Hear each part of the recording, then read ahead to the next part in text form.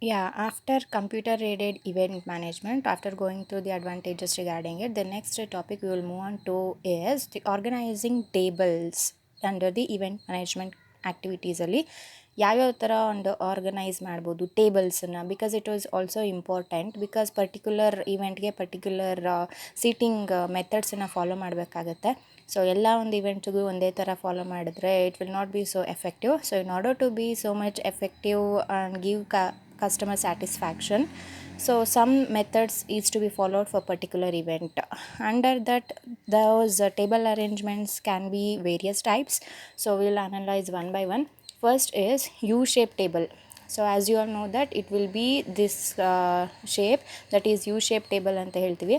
So ಇಲ್ಲಿ ಮಧ್ಯದಲ್ಲಿ main authority person ಕೂತಿರ್ತಾನೆ, ಸುತ್ತ ಅವನನ್ನು ಫಾಲೋ ಮಾಡೋ ಅಂಥ ಪರ್ಸನ್ಸ್ ಕೂತಿರ್ತಾರೆ. ಸೇ ಫಾರ್ ಎಕ್ಸಾಂಪಲ್, ಇದು ಜಾಸ್ತಿ ಯೂಸ್ ಮಾಡೋ ಅಂಥದ್ದು ಕಾನ್ಫರೆನ್ಸ್ ನಡಿಬೇಕಾದ್ರೆ ಅಥವಾ ಆಫೀಸಲ್ಲಿ ಮೀಟಿಂಗ್ಸ್ಗಳನ್ನ ನಡಿಬೇಕಾದ್ರೆ, ಬೋರ್ಡ್ ಅಥವಾ ಶೇರ್ ಹೋಲ್ಡರ್ಸ್ ಮೀಟಿಂಗ್ಸ್ ನಡಿಬೇಕಾದ್ರೆ it will be very much useful.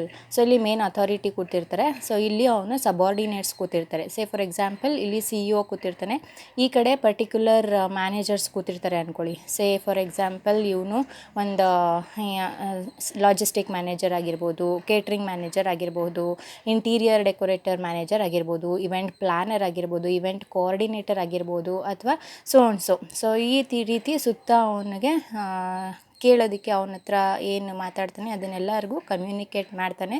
So middle of the person ಅವನು ಮೇನ್ ಅಥರೈಸ್ಡ್ ಪರ್ಸನ್ ಆಗಿರ್ತಾನೆ. The seating is outside the U, inside the U ಆಗಿರೋದಿಲ್ಲ, it will be outside the U. And up to 50 participants ಈ ಒಂದು round you table ಶೇಪಲ್ಲಿ ನಾವು ಅದನ್ನು organise ಮಾಡ್ಕೊಳ್ಬಹುದು under event management. The next is hollow ಅಥವಾ square shape. Hollow square shape ಅಂತ ಕರಿತೀವಿ. ಆ್ಯಸ್ ಎ ನೇಮ್ ಸೇಸ್, ಇಲ್ಲಿ ಸ್ಕ್ವೇರ್ ಶೇಪ್ ಇದನ್ನೆಲ್ಲ ಆರಾಮಾಗಿ ನೆನ್ಪಿಟ್ಕೋಬೋದು. ಯು ಶೇಪ್ ಅಂತಂದರೆ organised in U, hollow square shape ಅಂತಂದರೆ it will be organised in a square shape ಅಥವಾ in a rectangular shape. Usually ಇದು ಬ್ಯಾಂಕೆಟ್ ಹಾಲ್ಸ್ಗಳಿರುತ್ತಲ್ಲ, ದಟ್ ಈಸ್ ಊಟ ಮಾಡೋವಂಥ ಜಾಗಗಳಲ್ಲಿ ಇದನ್ನು ಯೂಶ್ವಲಿ ಅರೇಂಜ್ ಮಾಡಿರ್ತಾರೆ. ನೀವೀಗ ಹೋಟೆಲ್ಸ್ಗೆ ಹೋಗ್ಬೋದು, ರೆಕ್ಟ್ಯಾಂಗ್ಯುಲರ್ ಶೇಪಲ್ಲಿ ಅರೇಂಜ್ ಮಾಡಿರ್ತಾರೆ ಅಥವಾ ಸ್ಕ್ವೇರ್ ಶೇಪಲ್ಲಿ ಅರೇಂಜ್ ಮಾಡಿರ್ತಾರೆ. ಮತ್ತು ವೆಡ್ಡಿಂಗ್ಸ್ಗಳಿಗೆ ಹೋದಾಗ it will also be arranged in a rectangular way. ಮತ್ತು ಓನ್ ಬಫೆಟ್ ಅಂತ ಹೇಳ್ತಾರಲ್ಲ, ಸೊ ಅಂಥ ಟೈಮಲ್ಲೂ ಕೂಡ ಈ ಸ್ಕ್ವೇರ್ ಶೇಪ್ ಟೇಬಲ್ಸ್ಗಳನ್ನೆಲ್ಲ ಅರೇಂಜ್ ಮಾಡ್ತಾ ಇರ್ತಾರೆ. Usually these type of shape table arrangement will be done in the banquet halls. Then next comes octagon shape. So this is a for ನಿಮ್ಗೆಲ್ರಿಗೂ ಗೊತ್ತಿರೋಂಗೆ ಆಕ್ಟಗಾನ್ ಅಂತಂದರೆ 8 ಸೈಡ್ಸ್ ಆಫ್ ಶೇಪ್ ಇರುತ್ತೆ. So ಆ ಒಂದು particular 8 ತುದಿಲೂ ಕೂಡ ಒಬ್ಬೊಬ್ಬರನ್ನ ಮೆಂಬರ್ಸನ್ನು ಕೂರಿಸ್ಕೋಬಹುದು. So ಯಾಕೆ ಅಂತಂದರೆ, ಒಂದು ಗ್ರೂಪಲ್ಲಿ ಮೆಂಬರ್ ಏನಾದರೂ ಡಿಸ್ಕಷನ್ ಮಾಡಬೇಕಾದ್ರೆ this is very much suitable. As the name says octagon, particular ಆಗಿ 8 ಮೆಂಬರ್ಸ್ ಇದ್ದಾಗ it will be very much effective. Small meetings ಆಗಿರ್ಬೋದು ಅಥವಾ ವೇರಿಯಸ್ ಇಂಟೀರಿಯರ್ ಇದು ಡಿಸ್ಕಷನ್ಸ್ ಆಗಿರ್ಬೋದು, ಲೈಕ್ ಇಂಟರ್ನಲ್ ಮ್ಯಾಟರ್ಸ್ ಇರುತ್ತಲ್ವ, ಸೊ ಅಂಥದ್ದನ್ನೆಲ್ಲ ಆಚೆ ಕಡೆ ಡಿಸ್ಕ್ಲೋಸ್ ಮಾಡಬಾರ್ದು ಅನ್ನೋವಂಥ ಟೈಮಲ್ಲಿ 8 ಜನ ಅಧಿಕಾರಿಗಳೇನಾದರೂ ಇದ್ದರೆ, so in that case octagon shape is very much helpful. Next is cluster shape. Cluster ಅಂತಂದ್ರೆ ಏನು? It is nothing but a group ಅಥವಾ ಒಂದು ಟೀಮ್ ಅಂತ ಹೇಳ್ಬೋದು. ಸೊ ಗ್ರೂಪ್ ಆಫ್ ಮೆಂಬರ್ಸ್ ಇದ್ದಾಗ ಆ ಕ್ಲಸ್ಟರ್ ಶೇಪ್ ಯಾವ ಶೇಪಲ್ಲಾದರೂ ಪರವಾಗಿಲ್ಲ, ಆ ಒಂದು ಗ್ರೂಪನ್ನು ಫಾರ್ಮ್ ಮಾಡ್ಬೋದು. ಒಂದು ರೌಂಡ್ ಶೇಪ್ ಆಗಿರ್ಬೋದು ಅಥವಾ ಒಂದು ರೋ ಶೇಪ್ ಆಗಿರ್ಬೋದು, ವಾಟ್ ಎವರ್ ಇಟ್ ಈಸ್, ಒಂದು ಗ್ರೂಪ್ ಪರ್ಟಿಕ್ಯುಲರ್ ಆಗಿ ಒಂದು ಗ್ರೂಪ್ ಮೆಂಬರ್ಸನ್ನು ಕೂರಿಸ್ಕೊಂಡು ಏನಾದರೂ ಡಿಸ್ಕಷನ್ ಮಾಡಬೇಕಾದ್ರೆ ಒಂದು ಸ್ಮಾಲ್ ಟೀಮ್, ಗ್ರೂಪ್ ಅಂತಂದರೆ it will be a small team, not huge one. So ಒಂದು ಸ್ಮಾಲ್ ಟೀಮ್ ಗೆಟ್ ಟುಗೆದರ್ ಆಗಿ ಒಂದು ಟಾಪಿಕ್ ಬಗ್ಗೆ ಡಿಸ್ಕಷನ್ ಮಾಡಬೇಕಾದ್ರೆ ಅದನ್ನು ಕ್ಲಸ್ಟರ್ ಶೇಪ್ ಅಂತ ಕರಿತೀವಿ. ಕ್ಲಸ್ಟರ್ ಅಂತಂದರೆ ನೆನ್ಪಿಟ್ಕೊಳ್ಳಿ group. Next is board room shape. Board room shape ಅಂತಂದರೆ ಇದು ಓವಲ್ ಶೇಪ್ ಆಗಿರುತ್ತೆ, ಓಕೆನಾ, ಓವಲ್ ಶೇಪಲ್ಲಿರುತ್ತೆ. ಯೂಶ್ವಲಿ ಇಲ್ಲಿ 5 to 30 ಪಾರ್ಟಿಸಿಪೆಂಟ್ಸು ಕೂತ್ಕೋಬಹುದು. ಅಗೇನ್ ಇಲ್ಲಿ ಬೋರ್ಡ್ ರೂಮ್ ಅಂತಂದರೆ ಇದು ಮತ್ತೆ ಬರೋದು ಕಾನ್ಫರೆನ್ಸು, ಸೆಮಿನಾರ್ಸ್ ಅಂಥ ಟೈಮಲ್ಲಿ ಬರುತ್ತೆ. ಮೀಟಿಂಗ್ಸ್, ಬೋರ್ಡ್ ಮೀಟಿಂಗ್ಸ್ ಇದ್ದಾಗ ಓವಲ್ ಶೇಪಲ್ಲಿ ಸುತ್ತ ಪ್ರತಿಯೊಬ್ಬರೂ ಔಟ್ಸೈಡ್ ದಿ ಓವಲ್ ಏನಿರುತ್ತೆ ಔಟ್ಸೈಡ್ ದಿ ಟೇಬಲ್ ಕೂತ್ಕೊಂಡಿರ್ತಾರೆ. ಸೊ ಹೀಗೆ ಸುತ್ತಲೂ ಕೂತ್ಕೊಂಡು ಒಂದು ಟಾಪಿಕ್ ಬಗ್ಗೆ ಡಿಸ್ಕಷನ್ ಮಾಡ್ತಾರೆ. ಸೊ ಯಾವುದೇ ರೀತಿಯಾದ ನೆಕ್ಸ್ಟ್ ಕೊಟೇಶನ್ಸ್ನ ಎಲ್ಲಿ ತೊಗೊಳ್ಳೋದು ಅನ್ನೋದಾಗಿರ್ಬೋದು. ಸೊ ಎಲ್ಲರ ಒಂದು ಅವರವ್ರ ಅನಿಸಿಕೆಗಳನ್ನ, ಅಭಿಪ್ರಾಯಗಳನ್ನ ವ್ಯಕ್ತಪಡಿಸೋದಕ್ಕಾಗಿರ್ಬೋದು, ಆಫ್ಟರ್ ದಿ ಮೀಟಿಂಗ್ ಅಥವಾ ಆಫ್ಟರ್ ದಿ ಇವೆಂಟ್ ಏನಾದರೂ ಆ್ಯಕ್ಟಿವಿಟೀಸ್ ಏನಾಯಿತು ಅಂತ ಪ್ರತಿಯೊಬ್ಬರಿಗೂ ತಿಳಿಸೋದಕ್ಕಾಗಿರಬಹುದು, ನೆಕ್ಸ್ಟ್ ಇವೆಂಟ್ ನಾವು ಯಾವುದನ್ನು ಚೂಸ್ ಮಾಡೋದು ಅನ್ನೋದಾಗಿರ್ಬೋದು, ಇಂಥ ವಿಷಯಗಳನ್ನು ಒಂದು ಬೋರ್ಡ್ ರೂಮಲ್ಲಿ ಮೀಟಿಂಗ್ ನಡೀತಾರೆ. So that is called boardroom shape which will be in oval shape. ಓಕೆನಾ. ನೆಕ್ಸ್ಟ್ ಬಂದು ಕ್ಲಾಸ್ ರೂಮ್ ಶೇಪ್. ಇದನ್ನು ನಾನು ಹೇಳಬೇಕಾಗಿಲ್ಲ, ನೀವೇನು ಕ್ಲಾಸ್ ರೂಮಲ್ಲಿ ಕೂತ್ಕೊಳ್ತೀರಾ ರೋ ವೈಸು ಅದೇ ಥರ. ಸೊ ರೋಸಲ್ಲಿ 1 by 1 ಒಂದು ಹಿಂದೆ ಒಂದು ರೋಸ್ ಹಾಕೊಂಡು ನೀವೇನು ಕ್ಲಾಸ್ ರೂಮಲ್ಲಿ ಕೂತ್ಕೊಳ್ತೀರಾ that is called as a classroom shape. ಓಕೆನಾ. ರೋಸ್ ಅಲ್ಲಿ ಅರೇಂಜ್ ಮಾಡಿರ್ತೀವಿ ಅಲ್ವಾ, ಕರೆಕ್ಟ್ ಅವ್ರು ಹೇಗೆ ಅಲ್ವಾ ಕೂತ್ಕೊಳ್ಳೋದು. ನೆಕ್ಸ್ಟ್ ಬಂದು Harvard classroom shape. Harvard ಅಂತಂದರೆ ಸ್ವಲ್ಪ top level classroom shape ಅಂತ ಹೇಳ್ಬೋದು. It will be arranged in semicircular rows. ನೀವು ಟಾಪ್ ಲೆವೆಲ್ ಬಿಸ್ನೆಸ್ ಸ್ಕೂಲ್ಸ್ಗಳಲ್ಲಿ ನೋಡ್ಬೋದು, MBA ಮಾಡಬೇಕಾದ್ರೆ.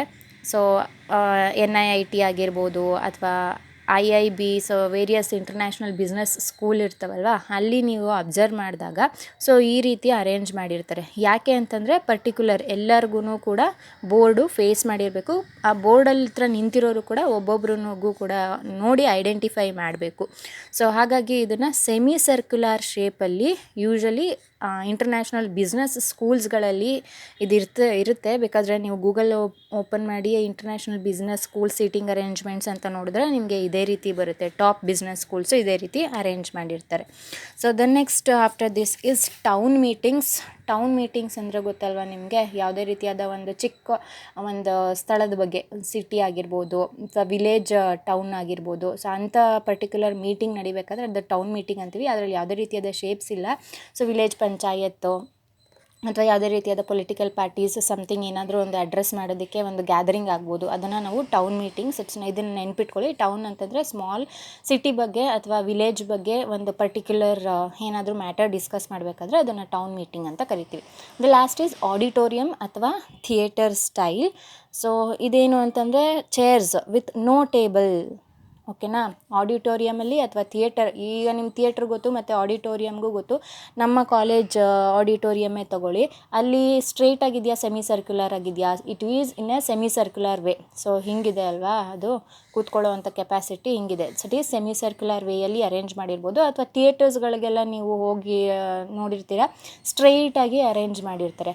ಬಟ್ ದ ಮೇನ್ ಥಿಂಗ್ ಏನು ಅಂತಂದರೆ ಚೇರ್ಸ್ ಇರುತ್ತೆ ಬಟ್ ಟೇಬಲ್ಸ್ ಇರೋದಿಲ್ಲ ಅಲ್ವಾ. ಸೊ ಅದನ್ನು ನಾವು ಆಡಿಟೋರಿಯಂ ಅಥವಾ ಥಿಯೇಟರ್ ಸ್ಟೈಲ್ ಅಂತ ಕರಿತೀವಿ. Next is the roles and responsibilities of an event manager.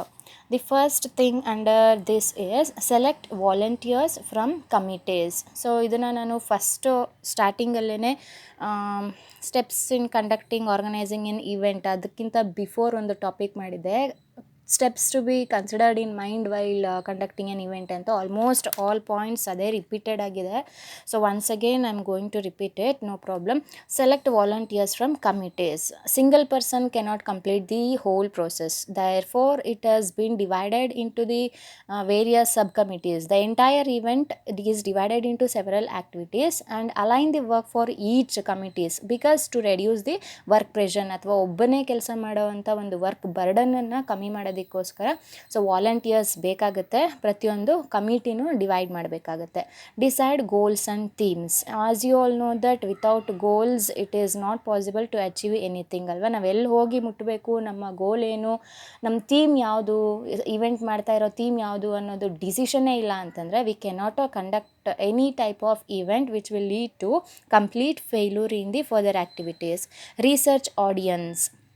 So ನಮ್ಮ ಟಾರ್ಗೆಟೆಡ್ ಆಡಿಯನ್ಸ್ ಯಾರು ಅನ್ನೋದನ್ನು ಫಸ್ಟು ರಿಸರ್ಚ್ ಮಾಡಬೇಕು.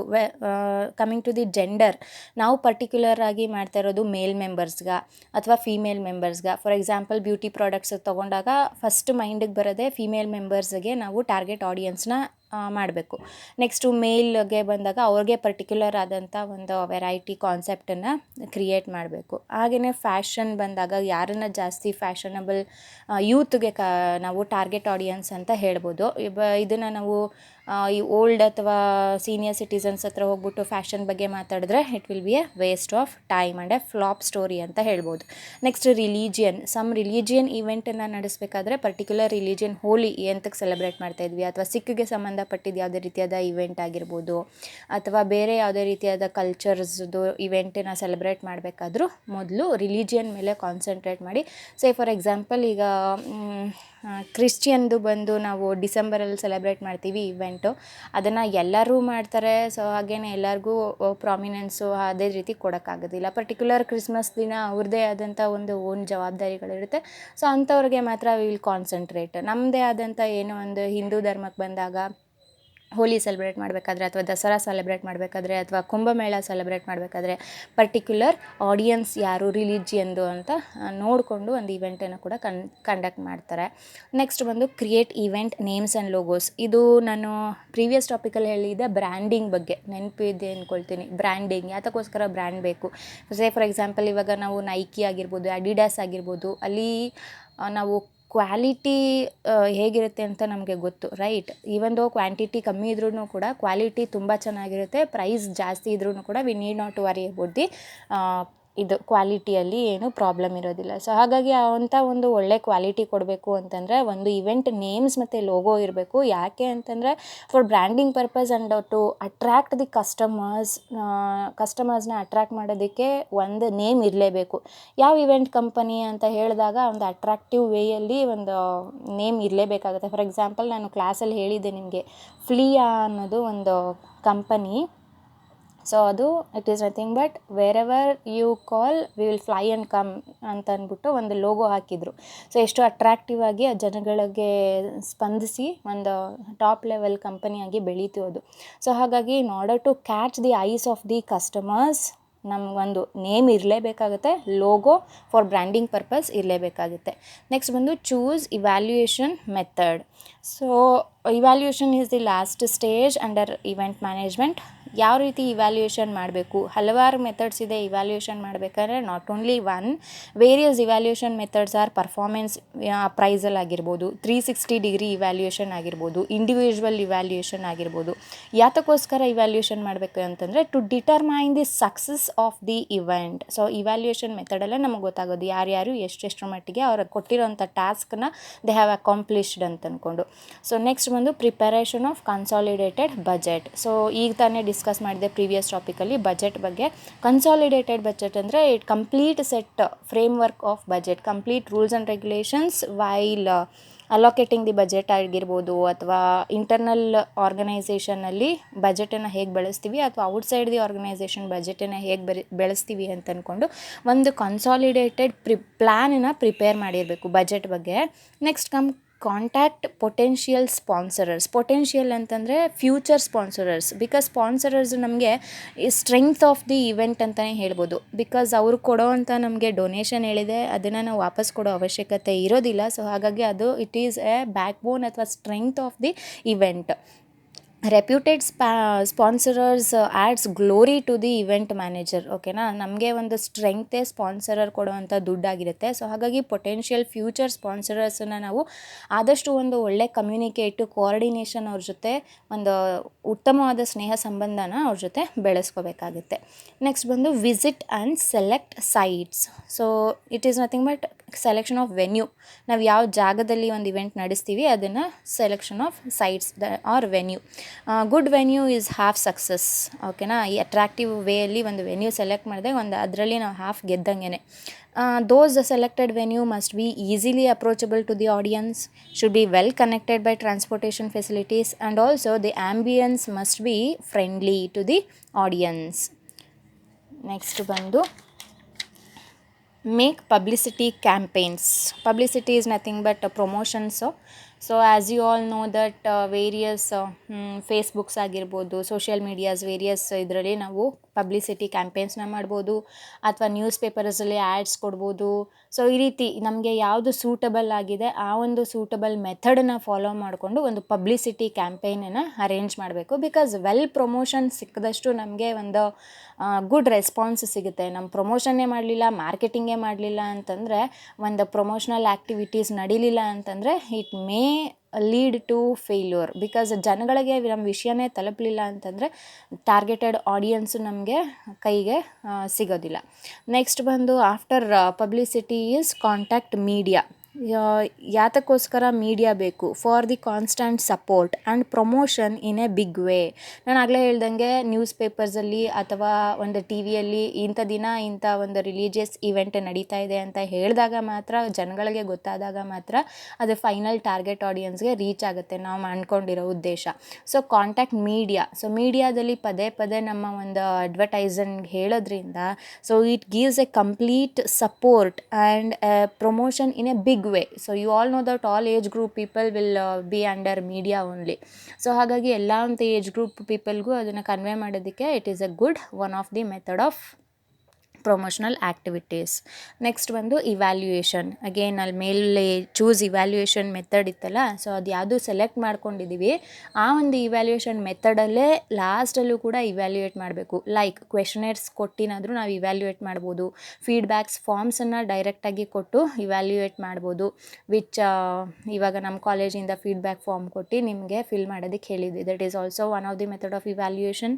The next comes rewards. So ಇದನ್ನು it is a method of sending thanking message to the one and all. So ಯಾರೇ ಆಗಿರ್ಬೋದು, within the organisation ಅಥವಾ outside the organisation ಈ ರಿವಾರ್ಡ್ಸನ್ನು ಕೊಡೋದಕ್ಕೆ ಹೆಲ್ಪ್ ಆಗುತ್ತೆ.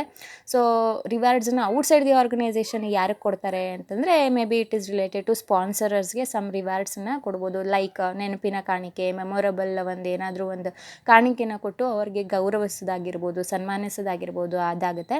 ಇಂಟರ್ನಲ್ ಆರ್ಗನೈಸೇಷನ್ ಅಂತ ಬಂದಾಗ it will be related to on their work performance. ಅವ್ರು ಎಷ್ಟು ಚೆನ್ನಾಗಿ ವರ್ಕ್ ಮಾಡ್ತಾರೆ ಅದನ್ನು ಅನಲೈಸ್ ಮಾಡಿ ಪ್ರತಿಯೊಬ್ಬರಿಗೂ ರಿವಾರ್ಡ್ ಕೊಡ್ಬೋದು. May be in the form of cash ಆಗಿರ್ಬೋದು, may be in the form of kind ಆಗಿರ್ಬೋದು.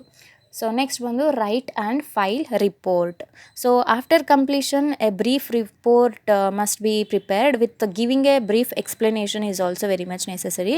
ಆ್ಯಂಡ್ ಎಕ್ಸ್ಪ್ಲನೇಷನ್ ಎಲ್ಲ ಕೊಟ್ಟು ಒಂದು ಫೈಲನ್ನು ಪ್ರಿಪೇರ್ ಮಾಡಿ ಎತ್ತಿಟ್ಕೋಬೇಕಾಗುತ್ತೆ. ಯಾಕೆ ಅಂತಂದರೆ, ಸೊ ಫ್ಯೂಚರ್ ಆ್ಯಕ್ಟಿವಿಟೀಸ್ಗೆ ಅಥವಾ ಏನಾದರೂ ಒಂದು ಇವೆಂಟ್ ಕಂಪನಿಯಿಂದ ಎಲ್ಲಿ ಏನಾದರೂ ಪ್ರಾಬ್ಲಮ್ ಆಯಿತು ಅಂತಂದರೆ, ನಮ್ಮ ಹಿಸ್ಟ್ರಿನ ನಮ್ಮ ಮುಂದೆ ಬರೋವಂಥ ಆಡಿಯನ್ಸ್ ಮುಂದೆ ಡಿಸ್ಕ್ಲೋಸ್ ಮಾಡಬೇಕು ಅಂತಂದರೆ, ಅಥವಾ ಆಡಿಟಿಂಗ್ ಟೈಮಲ್ಲಿ ನಮ್ಮ ಒಂದು ವೋಚರ್ಸನ್ನು ಆಡಿಟರ್ಸ್ಗೆ ಡಿಸ್ಕ್ಲೋಸ್ ಮಾಡಬೇಕು ಅಂತಂದರೆ, ಸೊ ನಮಗೆ a file report is very much necessary. And also after the completion of the event, it must be uploaded in various media to catch the future customers. For example, ವೆಬ್ಸೈಟ್ಸ್ಗಳಲ್ಲಾಗಿರ್ಬೋದು, Facebook ಪೇಜ್ಗಳಲ್ಲಾಗಿರ್ಬೋದು, ಯಾವುದೇ ಒಂದು positive photos, positive ಇಮೇಜಸನ್ನು upload ಮಾಡಿದಾಗ, so obviously it reaches the future ಕಸ್ಟಮರ್ಸ್ಗೆ ಒಂದು ರೀತಿಯಾದ ಒಂದು ಗುಡ್ ಇಮೇಜ್ ಅಥವಾ ಪಾಸಿಟಿವ್ ಇಮೇಜನ್ನು ಬಿಲ್ಡಪ್ ಮಾಡಿ ಮುಂದೆ ಬರೋವಂಥ ಕ್ಲೈಂಟ್ಸ್ಗೆ it acts as a supportive activity.